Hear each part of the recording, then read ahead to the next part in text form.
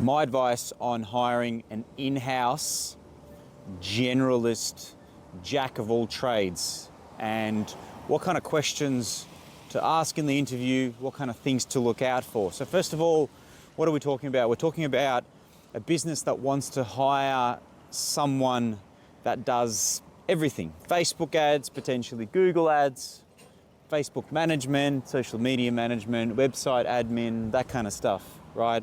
It just depends on the website, the industry, and on what works, right? But generalist is someone that will do everything, okay? My advice here is, and it really depends on the kind of business. Some businesses have multiple websites, multiple locations, multiple social media accounts. It just depends, but this is absolute general advice. If you're going to be hiring someone in-house, there are two types of hires that I feel that you can make.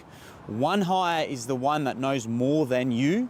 So it's like it'll be like the head of marketing type position, but you also want this person to be capable of doing that thing as well, because it's not just come in and provide strategy, it's come in, provide strategy and do the thing. So log into the Facebook ad, log into social media, make the video, run the Google ad, build the website, edit the website, that kind of stuff. So it's jack of all trades position. So you either hire someone that already knows everything. Obviously that will come at a higher price point, but when you hire, that person should be telling you what to do. That person should be driving the ship, right? Don't hire that person and tell them what to do on things that you don't know about. The other hire is obviously at a much cheaper rate, is someone that does not know how to do the thing. They know basics of it, they're interested in it, they've learned of it, they've passed the courses, whatever, they've got some experience in it, and you're going to be rolling out your internal procedures, your SOPs, your ways of doing things. You will tell them what buttons to click, right? So they're the two types of hires that you're gonna make. I see so many scenarios where the business owner themselves think they know everything, they don't know everything, they don't know the buttons, they don't know what works.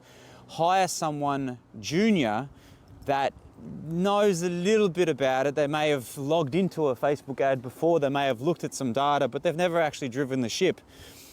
And then tell them what to do. It's just not going to work out. And a lot of the time they end up hiring someone like me to run the ship anyway. So what's the point then paying that wage when that wage is going to potentially be double or triple of what it might cost for a digital market agency to run the show? Now, hint, I run the digital marketing agency, but the last thing I want is more inquiries at the moment. But I'm just trying to be devil's advocate, because hiring someone internal might be the perfect solution to a lot of business, right? Especially when you're ground zero, in terms of marketing, you've already got some runs on the board in terms of business profitability, your service is good, your product is good. So now you're going to take the first step into getting yourself, so any kind of marketing would be better than no marketing. So in those positions, it is a good idea to look at something like that. So when you're hiring someone like that, the kind of questions and people you should be looking for is, hey, have you managed a marketing campaign in my space before? Show me some data, show me some examples. And more importantly, what did you actually do on that campaign? And then again, dive deeper. Were you actually logged into the website, or were you just telling someone somewhere to press some buttons?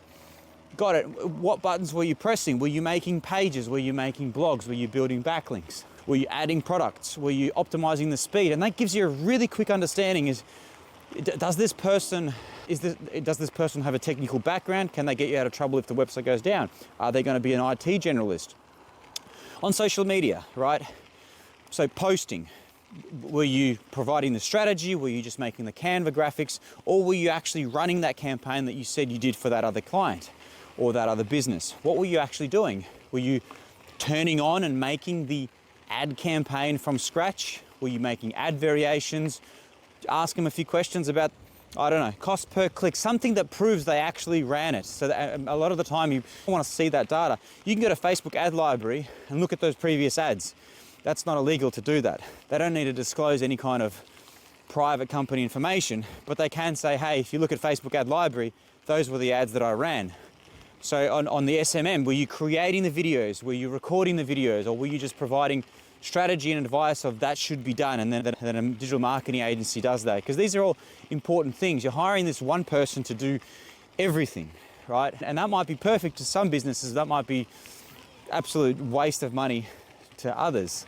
Google ads are really hard. So to find someone that can do Facebook ads, Google ads, run the site, give direction and the SEO, and manage good ads, this person won't be employable, because why are they even looking for a job at this rate when they could be running their own agency, they could be running their own team, they could be head of the team, head of the agency, they could be senior managers with a decent paycheck. So then this raises alarms.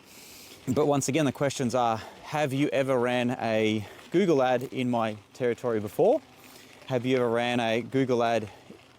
If they haven't, what are the closest similarities that you can show that you ran a Google ad? And just running, so a Google ad in the, say, online cosmetic space where you're selling an online product, an online Shopify product, is very different to running a Google ad for an accountant, for example. Same interface, same buttons, very different results, very different cost per leads, cost per conversions, a whole bunch of other stuff. And I'm talking, like, from what I'm seeing, I've spent more than 20 million on Google ads these days, and I don't even press those buttons anymore. I'm constantly logged in, assessing the data, providing the strategy, but I'm no longer doing the clicks anymore because it's just that hard. And I would consider myself pretty good at them.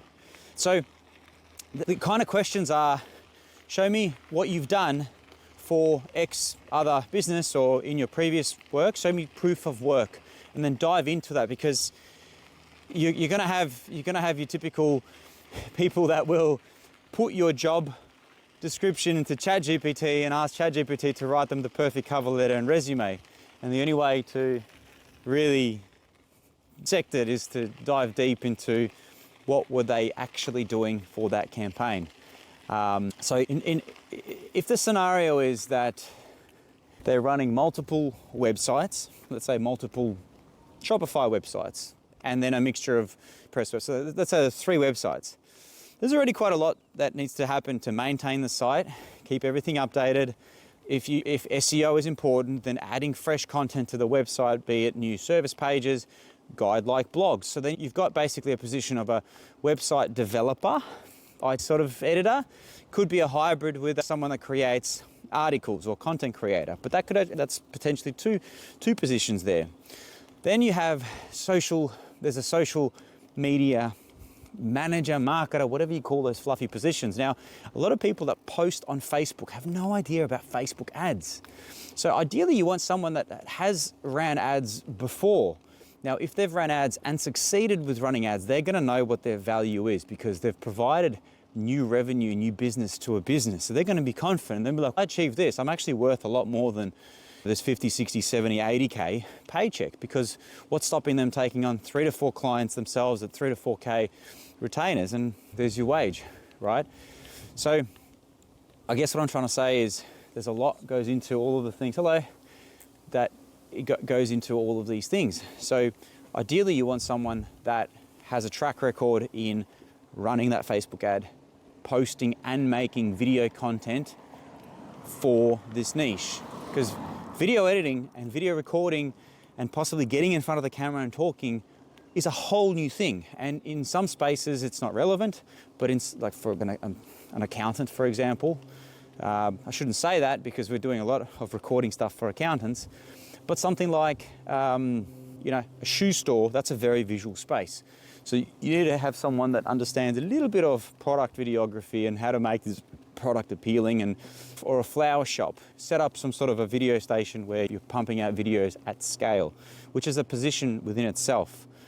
So yeah, in a nutshell, either hire someone cheap after you've already built out the systems and processes. And so when you hire someone, you say, hey, here's the SOP, here are the training modules, here is how we do this. We make the reel look like this, we make the filter look like this. That way you hire someone and they basically become a cog. They don't need to think much. And a lot of people love that. They love that position where they can jump in, they don't need to stress over anything. They're like, okay, here's my output, here are my KPIs, that's it. But don't expect them to come up with creative and ideas. They're there to follow the SOP. On the other hand, if you hire someone that knows their shit, that have clearly a track record in running the Google ad in your space or Facebook ad in your space, don't be hiring them and then telling them what to do. It defeats the purpose. Let them drive that ship. Give them some slack, let them prove themselves before you come with your 5 cents because you're a business owner and you just want to drive the ship. There's my 5 cents.